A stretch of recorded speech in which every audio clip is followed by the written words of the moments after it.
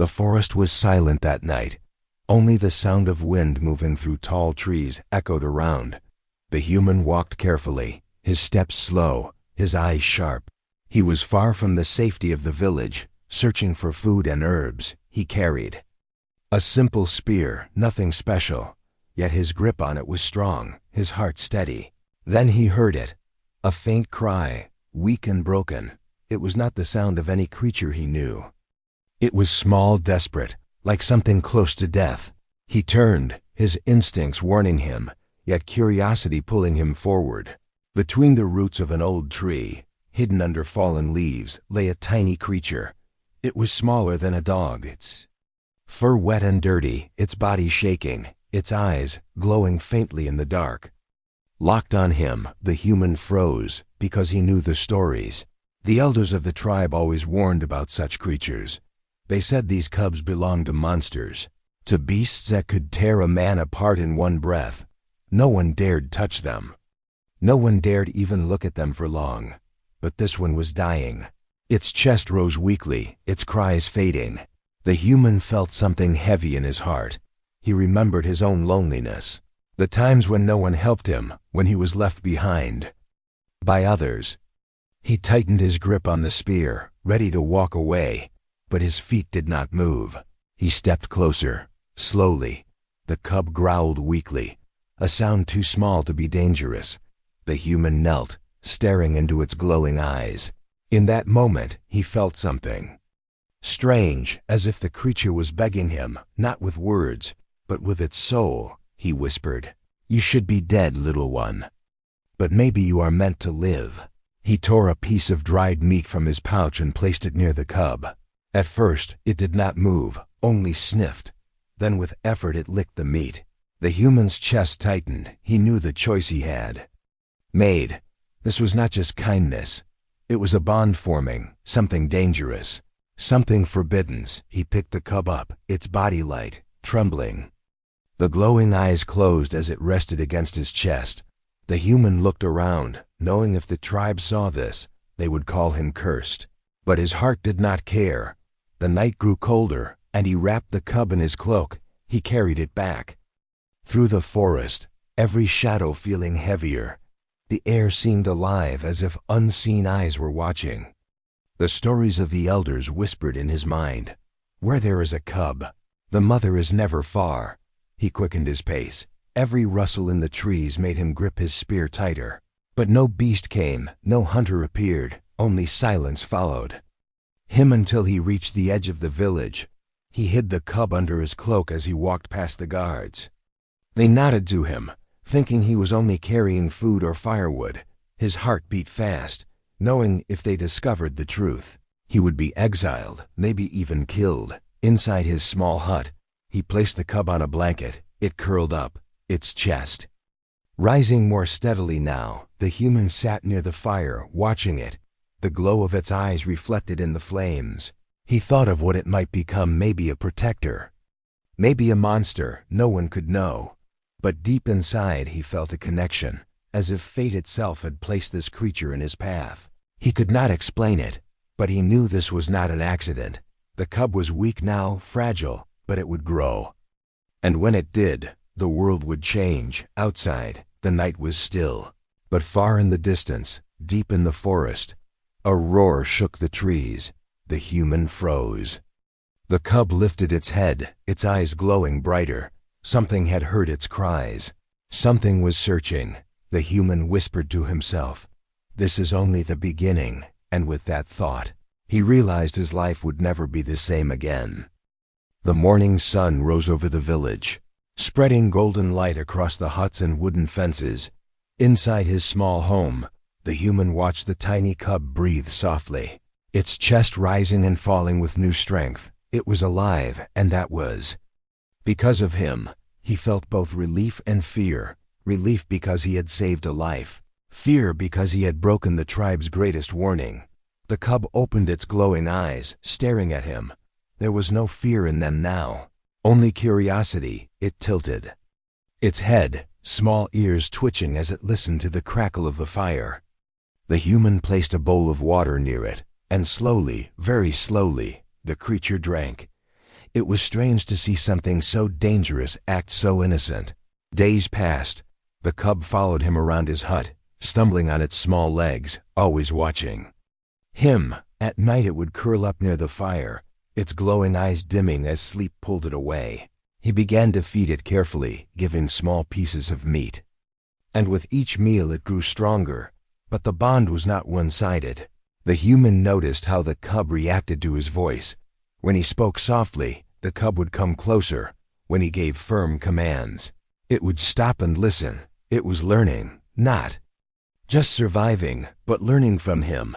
That realization sent shivers down his spine. He was not just keeping it alive, he was shaping it. One evening, he took the cub outside.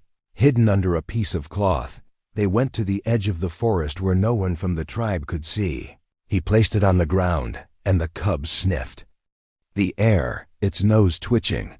Then, to his shock, it tried to copy him. When he crouched low, it crouched too. When he moved quietly, it tried to follow, though clumsy. A laugh escaped his lips. For the first time in years, he felt something warm, a connection deeper than friendship. But trust was not built only in calm moments. One night, when the human was outside collecting firewood, a shadow moved in the trees, a wild beast, taller than a man, with sharp claws and glowing red eyes, leapt from the darkness. The human raised his spear, but his heart pounded. He was not fast enough. The beast struck, its claws ripping through his shoulder. Pain burned through him before it could strike again. A small figure darted forward. The cub, tiny but fearless, sank its sharp teeth into the beast's leg. Growling with all its strength, the beast roared. Stumbling, the human found his chance and drove the spear into its chest. With a final cry, the beast fell. The forest silent once again. The human gasped for air. Blood dripping from his wound, he looked down and saw the cub staring at him. Blood on its small teeth, its glowing eyes fierce. Something had changed in that moment. It had risked itself for him. A bond of survival stronger than any words. He carried the cub back, his shoulder bleeding, in his hut. He cleaned the wound with herbs, wincing with pain. The cub sat beside him, refusing to move, its eyes never leaving him. It pressed its small head against his arm as if promising, "I will protect you." From that day, trust grew like fire. When he hunted, the cub followed. When he rested, it guarded. It no longer needed to be carried. Its legs stronger, its senses sharper, the human began to speak to it more. Giving it simple commands, amazingly, it listened, understanding tone if not words. He called it Kiru, a name that meant shadow flame in the old tongue. The cub responded every time, its eyes glowing brighter, but trust brought danger. The human knew if the tribe discovered Kiru, they would not see loyalty, they would see a monster. He kept it hidden, taking it only to the forest, always careful. Yet he noticed the whispers around him. Villagers said they heard strange sounds at night, growls in the dark, glowing eyes beyond the fence. Suspicion grew, but no one had proof. One evening, the princess of the tribe passed near his hut. She stopped, her sharp eyes narrowing. She swore she heard a growl from inside. The human smiled calmly, bowing in respect, pretending nothing was wrong. But when she left, he looked back at Kiru. The cub's eyes glowed like fire in the shadows, and he knew it would not stay small forever. Trust had been built, but with trust came a dangerous truth. The human was no longer alone, and the cub was no longer just a creature.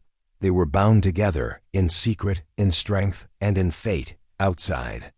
Thunder rolled over the mountains. The human placed a hand on Kiru's head. "Whatever comes," he whispered, "we face it together." And the cub, as if it understood, growled softly, its voice low and strong. The bond was complete. But the storm of destiny was only just beginning. Seasons passed, and the cub named Kiru was no longer small. It grew with speed that shocked even the human. Its body stretched tall, its muscles hard as stone, its claws sharp enough to slice bark from trees. The glow in its eyes was no longer faint, it burned like fire in the dark. When it moved, The forest seemed to notice, as if the trees themselves bent to make way. The human trained it every day, at first with simple commands: sit, stay, follow, attack. But soon, Kiru needed no command. It seemed to understand his thoughts, his gestures, even the look in his eyes. The bond was no longer between a man and an animal. It was something more, something deeper, something the tribe would never understand. One morning, while the human was hunting, he watched Kiru leap upon a wild stag. The predator's strike was silent and clean, faster than lightning. The stag fell with one blow. The human felt awe and fear together. This was no longer the weak creature he had saved. This was a beast of power, a predator unmatched, but with growth came risk. Kiru was too large to hide easily at night. Its growls carried far across the village walls. Hunters whispered of a shadow beast roaming the forest, glowing eyes watching them from the dark. The tribe began to fear, and in fear they began to suspect. One evening, a group of hunters followed the human into the forest. They trailed him quietly, curious why he always walked alone, always returned with more food than any man. From behind the trees, they watched. They saw Kiru step out from the shadows, towering, its glowing eyes fierce. The hunters gasped in horror. "Monster!" one whispered, but before they could act, Kiru turned its head, and the hunters froze under its gaze. Its growl shook the air. They ran back to the village, breathless, their words trembling. They told the elders, "He walks with a demon." The human felt the weight of their stares when he returned. The villagers looked at him not with respect, but with suspicion. Even the children hid behind their mothers, whispering, but he said nothing. He knew fear was natural, and fear would soon turn into something worse: anger, maybe even violence. Yet fate did not give him time to worry. One night, screams filled the village. An enormous beast, larger than a hut, with tusks like spears, broke through the outer walls. Warriors rushed forward, spears and arrows flying. But the beast crushed them aside, its hide too thick, its rage unstoppable. The princess herself stood on the watchtower, shouting commands, but fear spread among her soldiers. Then, from the forest, came another roar, deep, powerful, shaking the very ground. The human stepped forward with Kiru at his side. The predator was now taller than a horse, its body sleek with muscle, its eyes burning with fury. The villagers gasped, stepping back in terror. Some cried, "It's the demon!" But the princess raised her hand, silencing them. Her eyes sharp. "Let him try," she said. The human pointed toward the monstrous invader. "Kiru," he whispered. The predator charged. Faster than the eye could follow, its claws dug deep into the beast's hide. Its teeth tore flesh.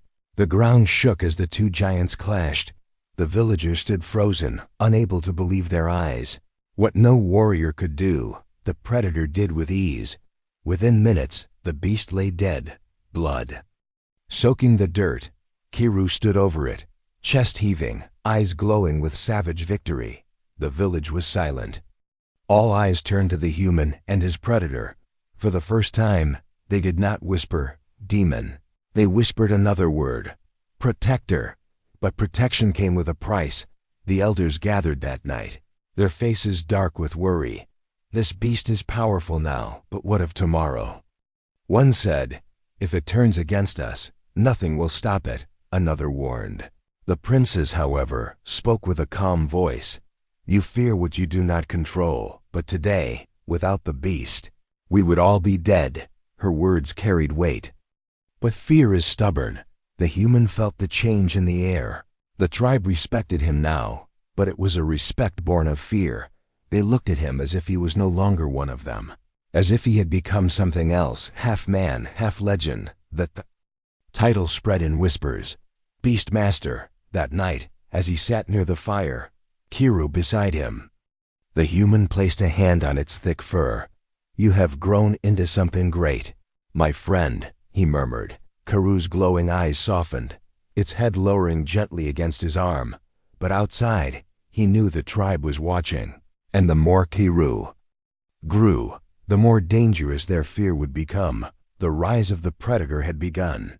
And though it had saved the tribe, the human knew a storm was coming, a storm of trust, betrayal, and choices that could not be undone. The cub no longer looked like the dying bundle of bones the human had first found. Its fur had thickened, its steps had become stronger, and its glowing eyes followed him everywhere. Still, it was fragile, too small to be seen as a threat. But the human knew the truth. He could feel the power growing inside it, waiting for the right time to show itself. Each morning, when the sun rose over the mountains, the human carried the cub into the forest, there, hidden away from the tribe. He fed it and trained it. He would throw a stick, and the cub would bring it back. Clumsy but eager, he would whistle softly, and the cub would come running. With every passing day, the bond between them grew. The human found himself talking to it as if it were a child, and though it could not answer, its glowing eyes seemed to understand every word. One night, while he sat near the fire, the cub climbed onto his lap. Curling itself against his chest, it purred, a strange sound that was both soft and powerful. The human froze, staring into the flames. No one had ever trusted him like this. Not even the people of his own tribe. He placed a hand on the cub's back and whispered, "You are mine now, and I am yours." That moment sealed a bond no elder could ever break. But trust was tested sooner than he expected. One evening, while returning from the forest, the human heard a low growl. He turned and saw a wild boar, massive, tusks sharp. As knives it charged without warning, its hooves pounding the earth.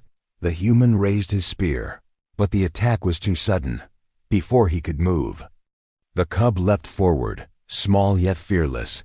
It sank its tiny claws into the boar's face, biting with sharp teeth. The beast squealed in rage, thrashing wildly. The human seized his chance and drove the spear deep into its side. The boar collapsed, its lifeless body shaking the ground. Breathing heavily, the human looked at the cub. Its fur was stained with blood, its glowing eyes burning with fierce light.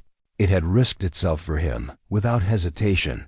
The human's chest tightened, not with fear, but with pride. From that day on, the bond was no longer just kindness. It was loyalty, a loyalty forged in danger and blood. He named it Kiru, a name that meant flame of the night in the old tongue. When he called the name, the cub responded instantly, tail flicking, eyes glowing brighter.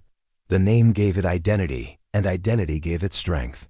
Weeks turned into months. Kiru grew fast, faster than the human imagined. Its legs became powerful, its roars louder. When the human hunted, Kiru hunted too. When he rested, Kiru sat like a silent guardian beside him. Sometimes, when he walked in the forest, he felt as if Kiru moved in perfect rhythm with his steps. They were no longer separate beings, they were one. But secrets cannot remain hidden forever. The villagers began to notice strange things. Scratches on the outer walls too high for any normal beast. Footprints larger than a wolf's near the hunting grounds. And at night, glowing eyes seen far beyond the fires of the village. They whispered in fear, "The old stories are true. A shadow beast is near." One afternoon, as the human returned with food, he saw the princess standing outside his hut. She was proud, her eyes sharp, her voice commanding. "Strange things follow you," she said. "Hunters whisper of glowing eyes and shadows. Tell me, what do you hide?" The human lowered his head, forcing calm into his voice. "I hide nothing but my own strength," he replied. But behind him, inside the hut, Kiru growled softly, just enough to be heard. The princess's eyes narrowed, suspicion flashing across her face. Yet she said nothing more, only turned and walked away. The human exhaled slowly, his heart pounding. That night, he sat with Kiru near the fire. He stroked its fur, feeling the heat of its growing power beneath. His hand, "They will never understand you," he whispered, "but I do. I will keep you safe, no matter the cost." Kiru leaned closer, pressing its head against his arm, and for the first time, The human realized he was no longer truly alone. The bond had become unbreakable, but in the shadows beyond the fire. Danger watched silently, and the bond of trust would soon be tested in ways neither of them could imagine.